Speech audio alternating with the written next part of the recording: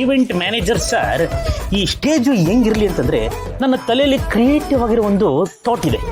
ಈ ಏಕಾಂಗಿ ಪಿಕ್ಚರಲ್ಲಿ ಸೆಟ್ ಇದೆಯಲ್ಲ, ಆ ಸೆಟ್ ರೇಂಜಲ್ಲಿ ಒಂದು ಸ್ಟೇಜ್ ರೆಡಿ ಮಾಡ್ಬಿಡಿ. Okay okay sir. ಆಮೇಲಿಂದ ಬಂದವರಿಗೆ ಹೋದವರಿಗೆ ತಿನ್ನಕ್ಕೆ ತಗೊಂಡೋಗೋಕೆ ಅರೆ ಬಸ್.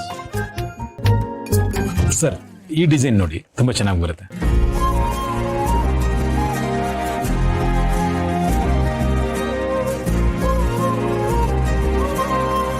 ಯಜಮಾನ್ರೆ, ಕಾಫಿ.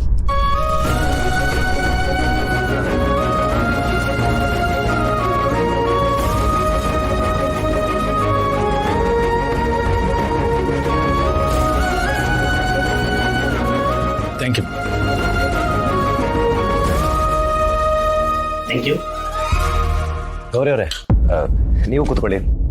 ನೀವು ಡಿಸೈನ್ ಸೆಲೆಕ್ಟ್ ಮಾಡ್ಬೋದು. ಪರವಾಗಿಲ್ಲ ಯಜಮಾನ್ರೆ, ನನಗೆ ಬೇರೆ ಕೆಲಸ ಇದೆ, ನೀವು ನೋಡಿ.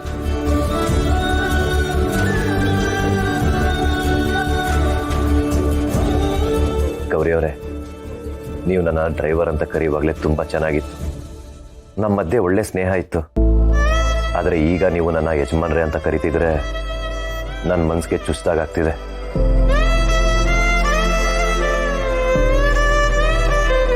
ನಿಮ್ಮನ್ನ ಈಗ ನಾನು ಏನಂತ ಕರೀಲಿ? ಡ್ರೈವರ್ ಅನ್ನೋಕೆ ನೀವು ಡ್ರೈವರ್ ಅಲ್ಲ, ಯಜಮಾನ್ರೆ ಅನ್ಬೇಕು.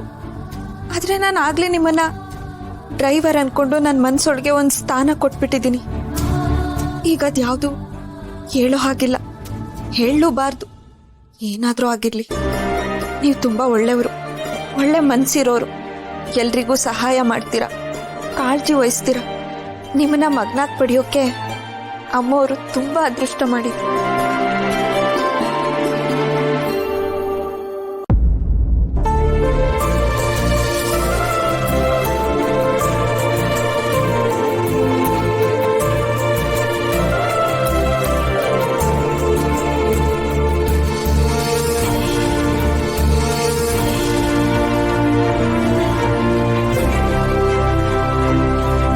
ಎಲ್ಲ ರೆಡಿ.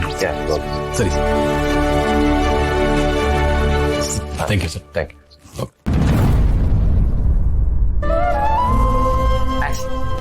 ಏನ್ ಬಾಸ್ ಇದು? ಅಲ್ಲ, ಅದಕ್ಕೆ ನೀವು ಕೂತ್ಕೊ ಅಂದ್ರು ಕೂತ್ಕೊಳ್ದೆ ಹಂಗೆ ಹೋಗ್ಬಿಟ್ರಲ್ಲ. ನಾನು ಈ ಮನೆ ಮಗ ಅನ್ನೋ ವಿಷಯ ಅವ್ರಿಗೆ ಗೊತ್ತಾಯ್ತಲ್ಲ, ಅದಕ್ಕೆ ಹಾಗೆ ಬಿಹೇವ್ ಮಾಡ್ತಿದ್ದಾರೆ.